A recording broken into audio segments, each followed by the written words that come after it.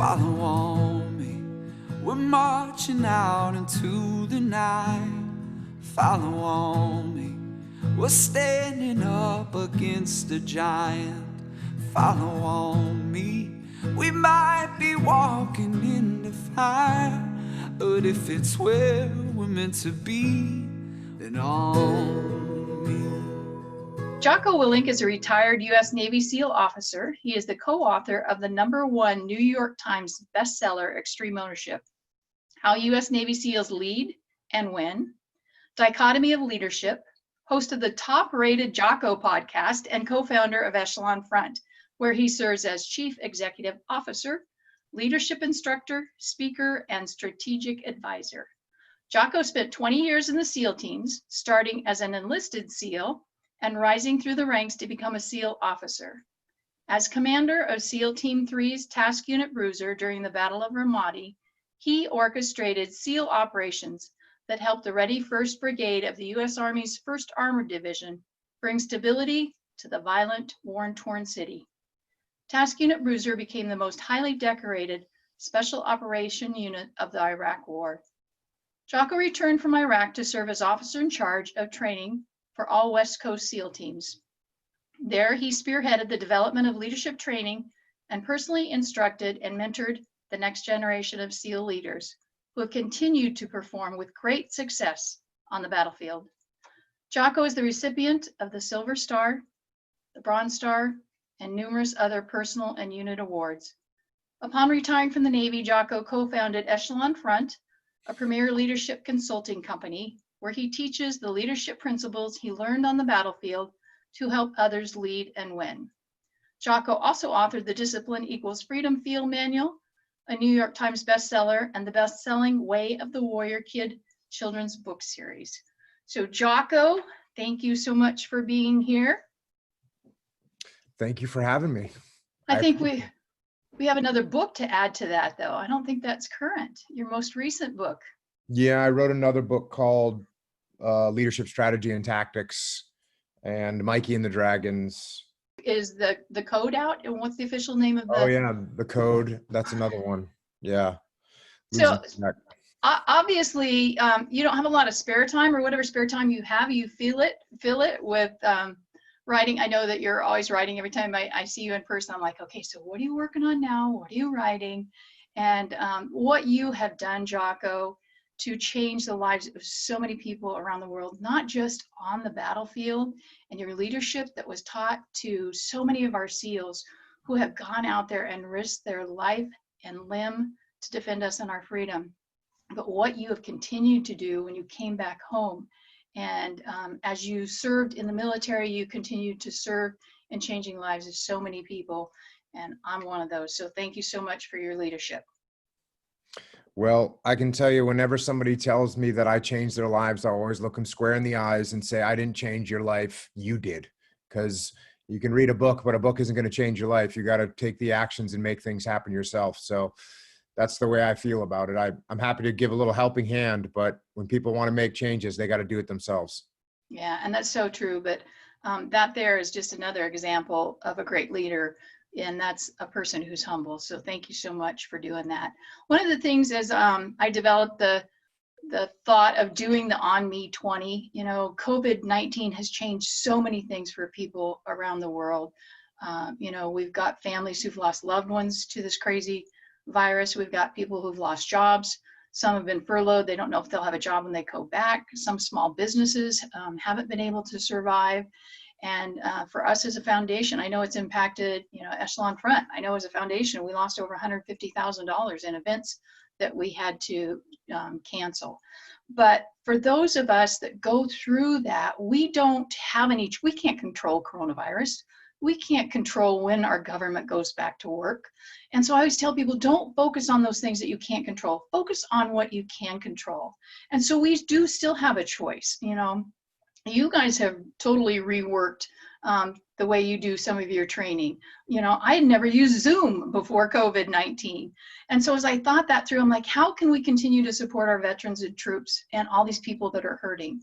And I wanted to be able to pray with them, but I also wanted to be able to encourage them, give them some hands-on skills of things to do in the midst of that. And so that's why we brought our guests on who have that leadership experience to help us do that. And as we go through that, one of the things we like to do is, in the midst of your adversity and probably some of the toughest days of your life, share that story with us. And then what things did you do to overcome and adapt in the midst of that? Well, obviously, the hardest things that I've done in my life was being in charge of guys in combat and losing guys in combat. And as you know, obviously, when Mark got killed, he was the first SEAL to be killed in Iraq. And he was the first SEAL from a West Coast SEAL team that had been killed in a very long time. And even our country, we'd been at war for a few years, but in the SEAL teams, we really hadn't taken casualties. I mean, we'd taken some, but it wasn't my whole chain of command. No one had experience with taking casualties. No one had sat me down and talked to me about, hey, when someone gets killed, this is what you're going to have to do. This is what you need to do with your troops. Now, there was a basic protocol about the mechanics of what you do, about the mechanics of you shut down the internet so no one can communicate, so it doesn't leak out, because we want the families to be notified before the news catches wind of it. So we shut communications down, we begin message traffic. So there's certain mechanical protocols that we went through. But that doesn't help when you're looking at a crew of 36 SEALs and we all just lost one of our heroes. And so I had to navigate through that, kind of make up as I went along how to handle it. And it's obviously it's an awful thing. And because Mark was such a dynamic guy, and he was so filled with life and courage that it was really just crushing. It was crushing to everyone to lose Mark, a guy that, if you met him, you would just think he was going to live forever. You would think that nothing could ever stop this guy ever. And it wasn't just us that felt that way. The Army troops that we worked with, everyone could see it and feel it with Mark. And so that's why with Mark, when we lost him, it was so just brutally shocking to our systems. And what's the other thing that you got to remember is when Mark got killed, the war didn't stop at all. The enemy didn't stop attacking. The enemy didn't say, well, let's give them some time to recover, or we've accomplished our mission, we can back off now. No, the Army and the Marine Corps were still out there in the streets, and we still had a job to do. And so, what we did was we took a couple days off. We got together, obviously. We celebrated Mark's life. We sent him home on the Angel flight, which was just a scene that I'll never forget. And then what we had to do was we had to go and do our job, and we had to get our gear back on. And this is exactly what I told the guys. I said, listen, this is what we're going to do. We're going to get our gear back on. We're going to lock and load our weapons, and we're going to go out there and we're going to do our job just like Mark would want us to do. Yeah. And I think there's some level of distraction with that. There's some level of, hey, I just want to get my mind off the pain, and I want my guys to get their minds off the pain, because even though you're heartbroken, when you're going into combat, you have to focus on your job, and that allows you a little bit of an escape from that pain. So there was some of that, but also it's our duty, and it's what we went there to do, and that's what our lives are for, is to step up and do our duty. So that's exactly what we did. And, we had Mark with us every time we went out the gate. He was always with us. We always thought about him, but we had to continue on and continue to do our mission and continue to work with our brothers in the Army and the Marine Corps. And, as I dealt with it, one thing that I noticed, and I've told this to a lot of people that have gone through and suffered loss. And unfortunately, when you're in the SEAL teams, you're going to suffer loss. And especially, once the war started, I've been to so many funerals of guys that I know that it's horrible to think about. And the other thing that's horrible to think in is that, there was a year where my mom and dad, and I saw a friend of my mom and dad's and a friend of mine from growing up, but on the chat room, but there was a year that my mom told me, oh, we've had 3 friends die in the last, 6 months. And she was just kind of stating a fact and talking about how sad it was. And, I said, hey mom, how old were your friends? And she said, oh, they were 78, 83, 84. And I said, hey mom, they got to live their lives. I said, I've been going to my friends' funerals of guys that were 27, 32, 24 for a decade.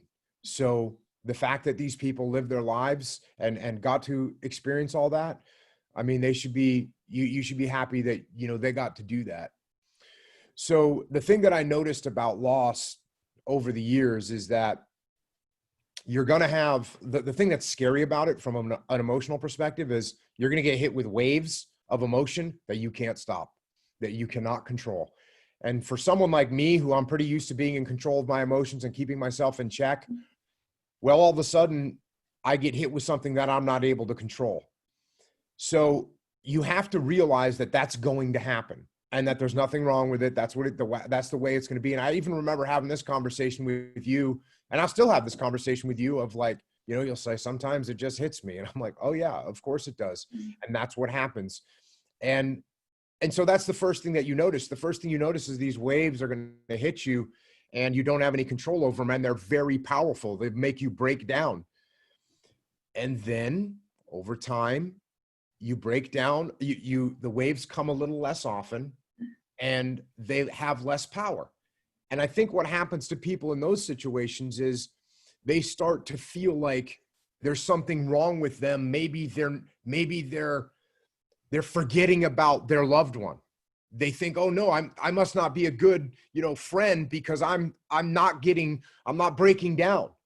And that's not true. That's not true at all. It's just that your mind is starting to process it and you're starting to understand it. And you're starting to learn as a human how to deal with this loss, this hole in your heart that's never going to be filled, but you have to learn to live on. So I think that's what, and what I experienced in combat is that you tend to fend off those waves pretty strong because you have a job to do. And then when you get home and all of a sudden your job, you don't have that job anymore and you don't have to be switched on 24 hours a day.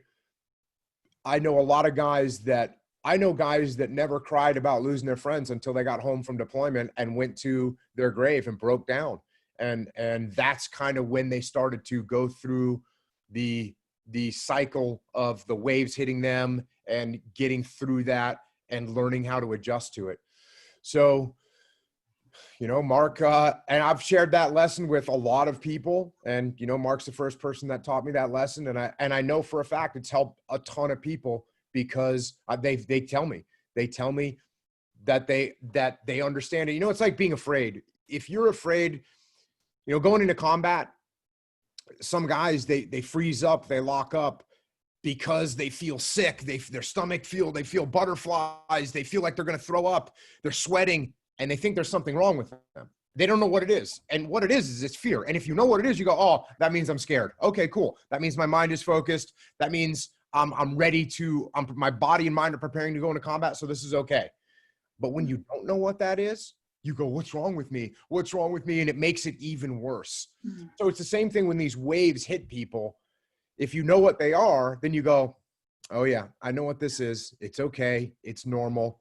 And you can get through it. Yeah. And, that's one of the things in grief, you can't avoid it. Like you said, on the mission, you guys took 48 hours to, remember Mark, to honor him in the ceremonies over there, to celebrate his life. and then you went back at it. It was a distraction. That was not the time for you guys to be processing through your grief, because you would jeopardize your lives. You could jeopardize those that you work with. You had to stay focused. And so we find that proper time when it is to grieve, but you can't avoid it. You've got to go through it. You can't go around it, over it. You don't get to the healthier side of grief if you don't push through the grief. And you do learn ways to cope. You learn ways to manage. You know, as you said, when those feelings come through, okay, here's what's going on. And I always tell people, it's like you're walking along the ocean and you don't want to get wet, but you're just there in the sand and you're watching the waves so you don't get soaked, and you see them moving. And then all of a sudden a sneaker wave comes out of nowhere and just soaks you. And I say, that's how grief is. You can plan, you can process, you know, these days are going to be painful. This is going to hurt. You know, it's going to be difficult. And then something you don't even expect out of nowhere takes you out. But you have to have a plan and prepare yourself ahead of time. So when those things come, you know how to respond to them. You know what to do. I've been blessed in that amazing last letter home that Mark left us all with.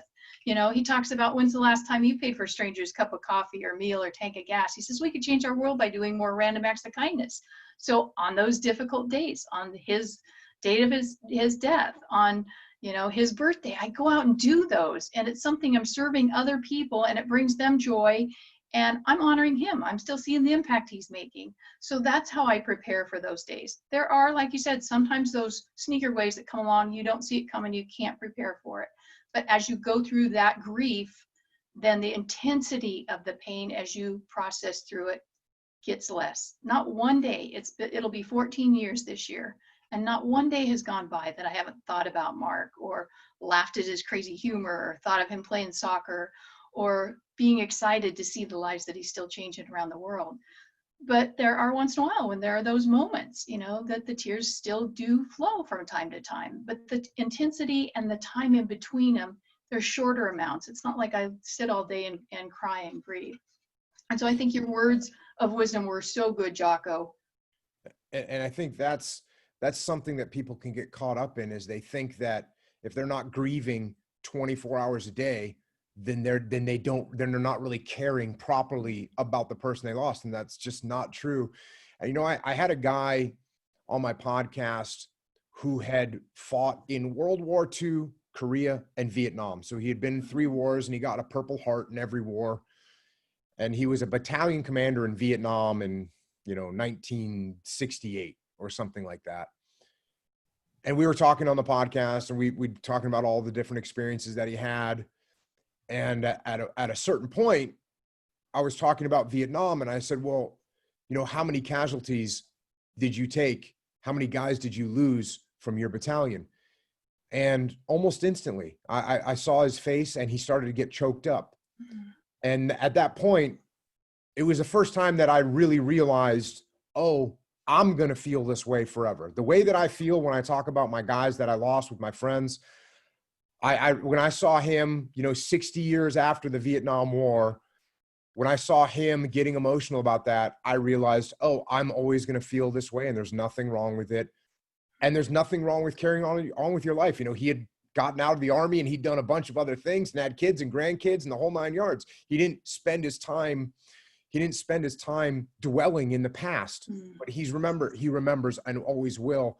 And, you know, that's another thing that I tell people is, you've got to remember, but you can't dwell. You can't dwell in the past, and you can't change things that happened. You can't do it. It doesn't work. And so what you need to do is control how you respond to these things. And just like you said earlier, well, we control what we can. Well, one of the most important things that we can control in our life is we can control how we respond to things. Mm-hmm. And if we can control how we respond to things, that means we can go and live an awesome life and never forget who we lost, but not dwell in the past either, because I can promise you this, there's no possible way that Mark would want us doing anything that resembles mourning and spending the rest of our lives crying every night. He would never want that. He would want us to be laughing and making fun of each other and singing, and that's what he would want us doing. Yes. So yes. if we want to if we want to do something that he would truly appreciate, we did it while we were overseas. We went back, we got after the enemy, and we get home, we got to live good lives. Yes.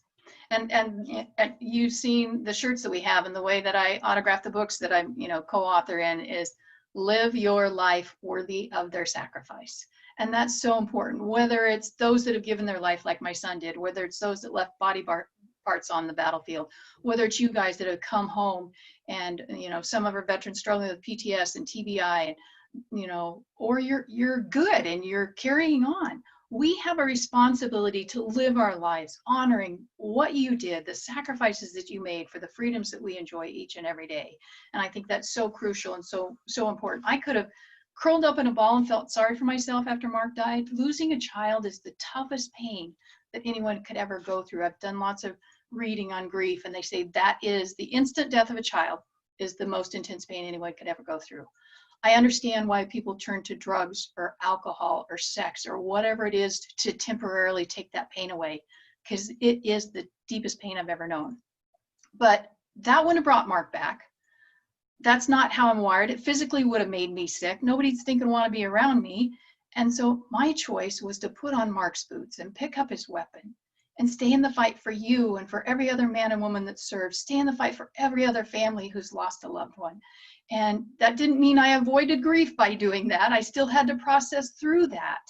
But to be able to do that and see the impact that it's making, to see Mark living on forever, like you said in the beginning, we just felt like Mark would live on forever. He is, he's not physically here. He was redeployed to heaven, but that kid is still living on in a crazy way here. And I know several months after Mark passed, you shared something that you had written, your experience of the night that you learned about Mark's death. Would you share that with us? Yeah, you sent me a quick note and reminded me about that document that I had sent to you, and it was just, I think I sent it maybe 10 years ago or so. I'm pretty sure. I don't know if I sent it a couple months after. It was a while after. I don't remember, but it was a while after, yeah. I'm pretty sure maybe it was 2 years after, because I wanted to write down my memories and share them with you so that you knew what I knew. And I didn't want to, memories fade and of certain situations. And, it's funny because combat especially different people remember different things. And as a matter of fact, Leif and I were talking the other day, and this just shows you how different people's memories can be. Leif and I were discussing something that had happened in Ramadi, and neither one of us had any dog in the fight as to why one of us would want the memory to be one or the other. But he remembered one thing, and I remembered something almost completely different. Of the exact same event, we were standing 3 feet apart. And he was like, no, I 100% remember. He was talking about me. He goes, I 100% remember you doing this right here. And I was like, I don't really remember doing that. And I thought I did this. And he goes, no, you did this right here. And it was just very interesting how two people's perspectives can be so different. And that's one of the reasons why I wanted to write down kind of what I saw on the day that Mark got killed. So I wrote this for you, Mama Lee. It was another day. We had been here just over 3 months, and it was already a historical deployment. The task unit was well known by everyone in Ramadi. We had pushed the envelope and taken huge risks to aggressively destroy the enemy, who was ruthless and evil. They killed innocent men, women, and children, beheaded local tribal leaders, and implanted roadside bombs that killed and maimed American soldiers and Marines. We had already killed well over 100 of these savage enemy fighters, and in doing so, saved hundreds of American soldiers and Marines. But it was a tough fight. Brave warriors, courageous Marines, and soldiers died every day from sniper attacks, IEDs, and every other weapon you could imagine, including mortars, RPGs, and heavy machine guns. Valiantly, these brave soldiers and Marines fought on day after day, week after week, month after bloody month. We had also suffered some casualties, the most serious of which was Cowie.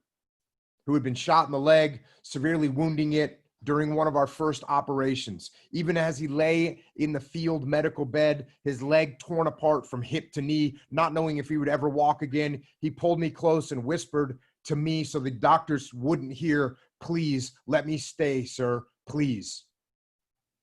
He wanted to be with his brothers. Our other casualties were relatively minor. We were blessed, especially when compared to some of the other units that were there with us who had lost dozens of men. One Army battalion had arrived and lost 7 men during their first 36 hours worth of patrols. Yes, we were blessed and lucky. Aggressiveness on the battlefield certainly helped our luck. We fought hard and brought destruction to the enemy. We forcefully pushed into areas where the enemy was in control. We went in where a quick reaction force might not have been able to get in to help us. The enemy was not ready for this. They had not been attacked so boldly and mercilessly. We snuck in at night off of boats or in the day with conventional forces. We hid in the buildings next to their strongholds. We killed them as they slinked toward our positions. We surrounded their neighborhoods without them knowing and killed them as they prepared attacks on American troops. The American commanders knew this and loved the SEALs because we were helping to keep their brave men alive. Our aggressive tactics and high number of enemy kills earned us respect from our conventional brothers on the battlefield. The soldiers and Marines thought we were outstanding on the battlefield, efficient killers that had barely taken any casualties. We were indestructible killing machines, there to save our fellow Americans and destroy the enemies of our nation. That was their impression. But there was fear. Self-preservation is a natural instinct and it is very powerful. Fear is one of the most important tools for self-preservation, and it exists on some level in every man. But this fear was overcome by courage, camaraderie, and faith. Mark was one of the greatest examples of these qualities. He showed his courage consistently by leading from the front, always in the front of patrols, ready to fight and defend his brothers. His camaraderie was always evident as he joked with everyone, smiling and laughing as he was about to walk onto the battlefield and even on the battlefield itself. He was truly loved by all. Finally, the depth of his faith was unfathomable. He had an unbelievably strong relationship with God, and this was reflected in his love for his family, whom were always with him in his heart and mind. These qualities of his helped soothe the fears of everyone around him. His spirit was contagious, and it spread and comforted all of us. He was a pillar of courage. So fear was defeated, and mission after mission would result in the deaths of dozens of insurgents and continued success for the SEALs as we, alongside our conventional force brothers, fought to win back the city from wretched, murderous insurgents. But the fighting was hard. I was in the Tactical Operations Center that morning. Ryan had been wounded and was already being flown to Balad for further medical attention. We did not know at this time how severe his wounds would be, but we were thankful he was alive. The city had erupted in raging violence, and the Army unit we had fought alongside for the last few months was in the midst of a very tough battle. They believed they had identified where some insurgents were located. Leif called me up and gave me an update on the situation. He told me that their Iraqi partners were too scared and too tired to fight. Then he said, "We are going back out." I knew this was a bold statement and that violent contact with the enemy was imminent. I replied simply, "Roger, get some." This was not some senseless bravado. It was a statement of fact, encouragement, and trust. Fact because there was a vicious firefight, and as proud fighting men, wrought with a strong sense of duty, they all knew it was their duty to join the fight, no matter how dire the situation. Encouragement because we regularly use this term to motivate ourselves and each other. Finally, trust, because I did not have to question what Leif and his platoon were doing. I didn't need to counsel him on their plan or inquire about his tactical decisions. No, they had proven themselves to be a great combat unit, and I completely trusted them to perform with honor and professionalism on the battlefield. I now focused my attention on the flat screen televisions in the Tactical Operations Center. A live video feed was coming in from aircraft monitoring the battle. The picture was fading in and out and was difficult to see, but I followed as tanks fired at buildings and cars and as soldiers maneuvered in the streets. I watched as 2 Bradley fighting vehicles left Combat Outpost Falcon. I knew they were filled with my SEALs. I watched as the Bradleys stopped at one building, engaged it, and then stood by while the SEALs assaulted it.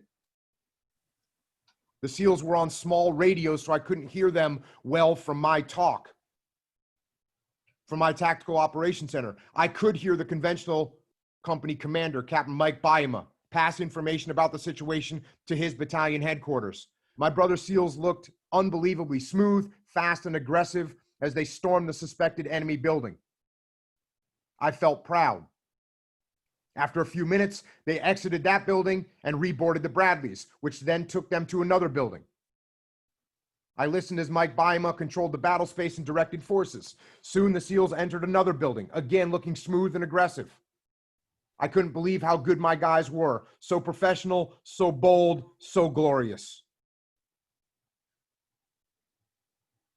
Then, moments later, I saw 2 SEALs carrying a motionless man quickly out of the building.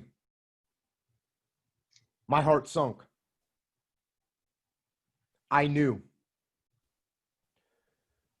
We have a down man, I said to the Tactical Operations Center. Maybe it was an Iraqi soldier, someone suggested. No, they had no Iraqis with them. It was one of ours. The room got extremely quiet. I focused on the radio and listened for details. Mike Byema was working to get the casualty to Charlie Med, the medical facility on Camp Ramadi. I still couldn't hear Leif or any of the SEALs very well. Then I heard Mike Byema say, 1 KIA is en route to Camp Ramadi. KIA killed in action. I gave the order to shut down external communications. I told the person typing operational updates to higher headquarters to stop writing. The Tactical Operations Center watched in silence as the rest of the SEALs finished clearing the target building, left, and got back on the Bradleys. The Bradleys headed back toward Combat Outpost Falcon. Soon Leif got on one of the Combat Outpost's radios and called Red Bull 6. This is Red Bull 1-6. I keyed up the radio. Red Bull 1-6, this is Red Bull 6, go. Leif, with so much emotion in his voice that it almost sounded emotionless, said, we had another casualty. I think he's KIA. This radio net was monitored by the entire brigade, so we were both doing our best to remain professional. Also, to prevent names of casualties from leaking out, we do not use names on the radio. Instead, everyone is assigned a platoon number, which consists of a letter for their platoon and a number which indicates who they are in the platoon. We kept the platoon numbers in the Tactical Operations Center on a board. I responded to Leif, Roger, who is the casualty? There was a pause.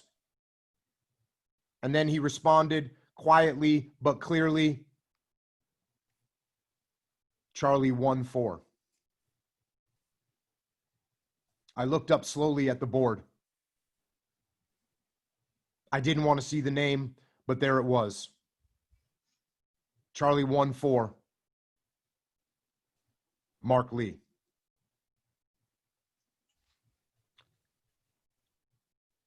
I couldn't believe it. Our pillar of courage and faith. It seemed impossible. I asked Leif to confirm. Can you confirm with his initials? Leif replied, Roger. Mike Lima, ML. Roger. I said back to him. Mark was gone. I was devastated. We had lost one of our brothers and one of our pillars of courage. Everyone in Ramadi that wasn't actively fighting showed up to see Mark onto the helicopter for his flight home. It was late at night, and the path from the medical building to the airfield was lined with SEALs, sailors, soldiers, Marines, and airmen. The forces we worked alongside with were also distraught by Mark's death. They had thought we were indestructible. Now they realized we were flesh and blood like them. But many of them knew Mark and remembered him.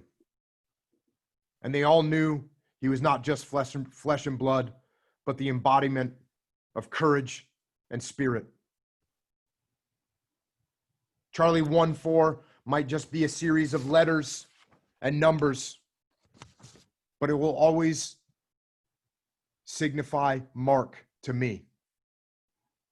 Just as Mark will always be remembered, not just as a man, a SEAL, a husband, a brother, a son, but also as a hero who personified love, faith, courage, and a hero who inspires us all. We will never forget the gift that God gave to us, Mark Lee, who touched us so briefly, but so deeply. He will be with us forever. Thank you, Mama Lee, for sharing your hero with us. Love always. Jocko. I know that's very difficult for you to read and very difficult for me to hear, but I think that's so powerful for people to understand. The theme of this was on me, and that was probably Mark's final words to his teammates as they cleared the bottom of that last house that Mark would be in, and they started to go up those steps, and he yelled, "On me!" And the guys knew what he was saying. I got the lead on this. You guys follow me. And it was a team in that mission. It's a team that we continue to carry on. It's a team of what you guys are doing with the Task Unit Bruiser guys through your leadership company. It's a team what we do at America's Mighty Warriors. And it's because of that on me, that charge that he gave. It's because of the leader that he was. It's because of that example that he was that inspires so many of us to carry on. And I am so proud of you, Jocko, and the Task Unit Bruiser guys and what you guys continue to do in your leadership, in the depth of your pain and your loss, how you continue on, how you made a choice. I made a choice, not with our feelings, not because we felt good and we felt like we processed through grief, but with our will, we said, we are not going to give up. We are going to continue to make a difference. We're going to continue to honor those men who gave so much for the freedoms that we enjoy every day. And it is our hope that those who have watched over the last 20 days, who have listened, that then they will say, on me, I'm going to take the lead. I'm going to lead in my life. I'm not going to quit. I'm not going to let COVID-19 or the loss of a job or the loss of family members or the loss of what I thought my dream was ahead of me, that I'm going to make a difference and I'm going to continue to fight. And so thank you so much for sharing that, as difficult as it is, because I think that inspires so many other people in the midst of the pain, in the midst of the loss, to say, giving up does not have to be an option. There is still hope here that we can continue on. We can make a difference. And so I just want to thank you so much for sharing that and for being with us today. I know that as we, all of our guests have donated their time, and we appreciate that so much. All of you guys are professionals who get paid to do that when you go speak at events. So thank you for doing that. We want to be able to support you. What things can we do to support Jocko? Do you have foundations that you support? Are there things that we can do? How can they connect with you? Obviously, Echelon Front and your leadership, and where can they get your books? Yeah, Mama Lee, first of all, I'd like to say that, you you get a little overzealous handing out compliments. I'll tell you that out of the gate. And I want to tell you one of my other most profound memories, and Leif and I talk about this a lot, is when we called, when we finally, you had been notified and it was our time to talk to you. And we thought, well, we got to talk to his family and talk to his mom and console her and help her through this. And the exact opposite thing is what happened. You helped us get through it. Your faith and your courage and your spirit, when we were all heartbroken, you were the one that was saying, look, you guys are doing God's work over there. You need to keep going. And that was such a powerful example. And I remember thinking to myself, if this woman who just lost her son can stand up and be strong, then we can too. So that I'll never forget that. And the way you helped Task Unit Bruiser when we were down, when our heads were hung low, when our eyes were filled with tears, you helped us carry on. So thank you, Mama Lee. As far as me, yeah, you want to help out a charity? I know a really good one. I think you can guess the name. Thank you, Jocko. Yeah, Echelon Front has been amazing supporters of America's Mighty Warriors, and we are blessed to be able to partner with them in what they do. And your love overflows, so thank you very much. So where can they follow you and get books? Oh, I've written some books that are available wherever you get books. Amazon has them all. I talk a bunch on a podcast, a couple different podcasts. So if you want, if you Google, you can find more about me than you'd ever want to know. So that's pretty straightforward. Well, and in the military, we love a good challenge. So what challenge do you have to throw out to everybody? Oh, yeah. You asked me this, and it sounded like a good idea. I think it's a pretty good idea. I think it's a good idea. Yeah. So my challenge is it 20 days? Is it a 20-day challenge? Yes. Look, I get up early in the morning, and I get up too early for a lot of people, which is fine.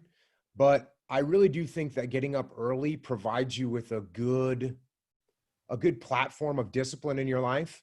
And so I would say for 20 days, just try getting up a half an hour earlier than you normally would. Just a half an hour. And what you do with that time is up to you. Maybe you spend it, reading, making yourself smarter. Maybe you do a little workout. Maybe you just take an extra half an hour to spend with your family or do some stuff for work. But just try getting up a half an hour earlier than you normally do. And I think that you'll find that it'll make the rest of your life a little bit better. So that's my challenge. No one likes getting out of bed. I mean, there's a lot of people that would rather do a horrible workout than get pulled out of bed. So that's my challenge. 20 days, get up a half an hour earlier than you normally do and do something productive. Nice. I think a lot of people who follow Jocko are like, oh, here it comes. He's going to make us get up at 4:33 in the morning.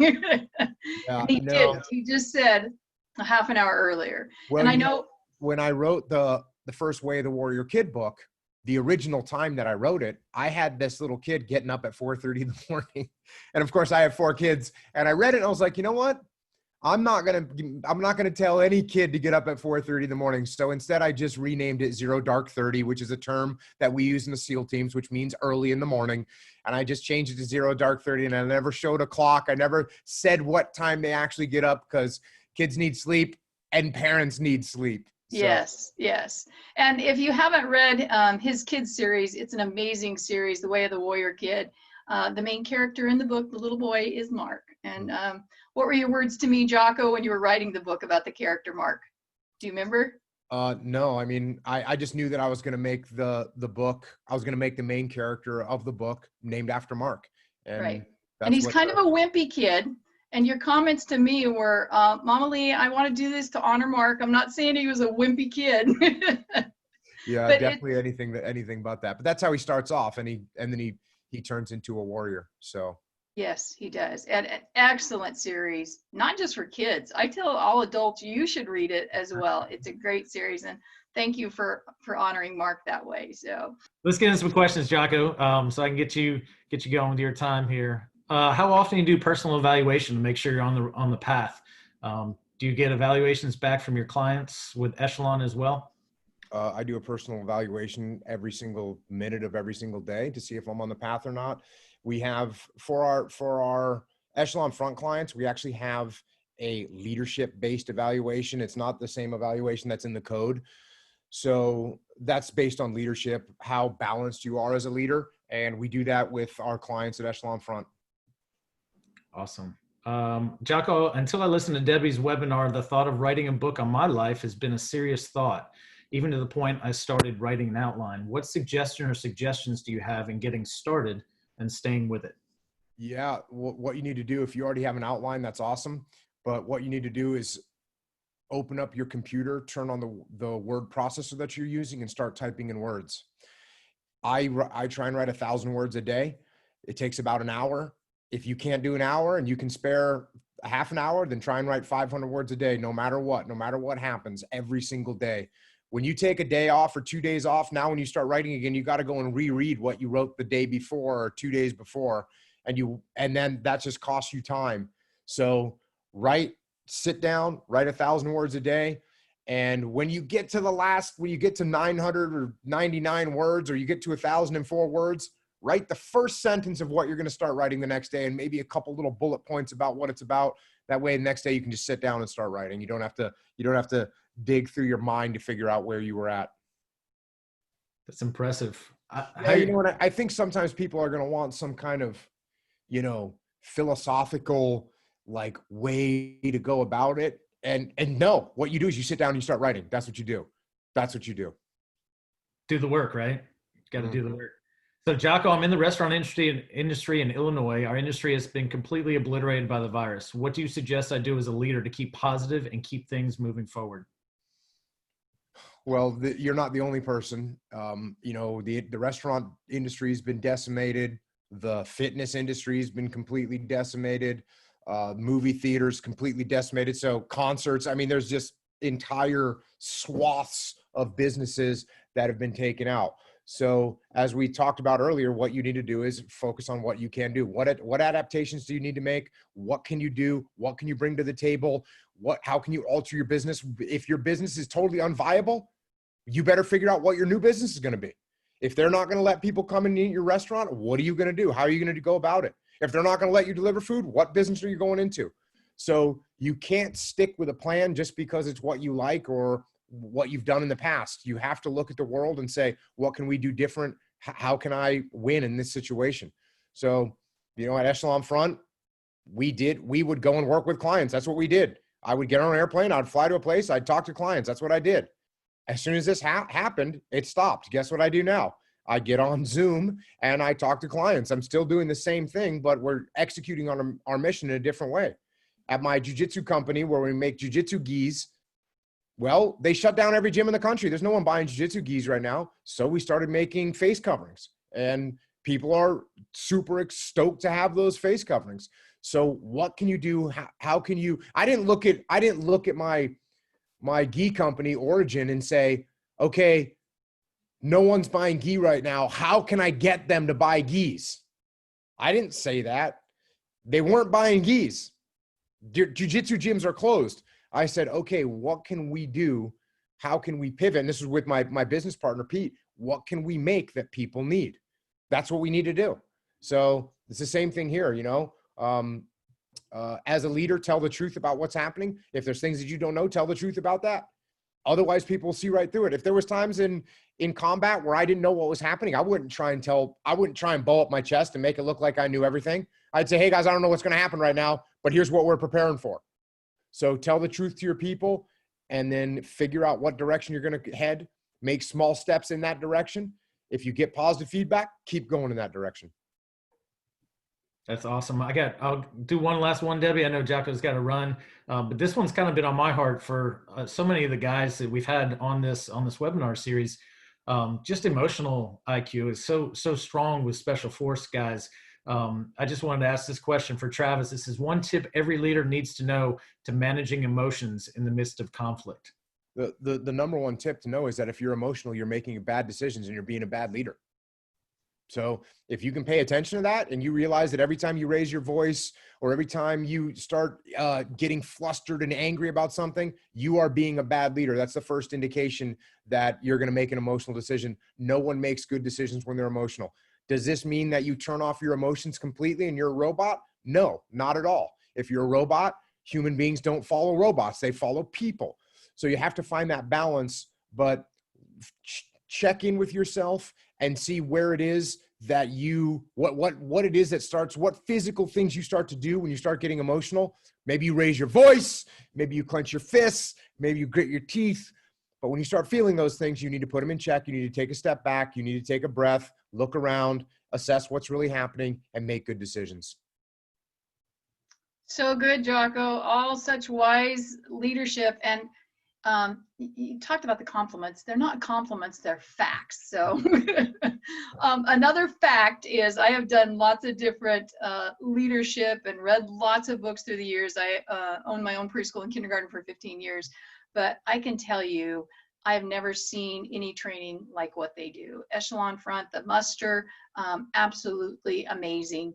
Check them out. You know, read their books. Like you said, doesn't do any good just to read the book and then apply it, because these principles that they used in combat transfer over into life. They transfer over to your personal life. They transfer to leading your family, leading your community, leading at church, leading at work.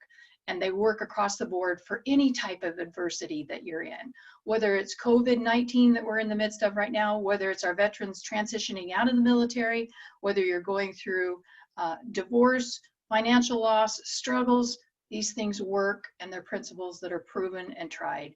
So Jocko, thank you. If you are a veteran or troop or a Gold Star family member who needs our support, please know we are still mission strong, powering strong, and moving forward, even in the midst of COVID-19 and in the midst of the funding.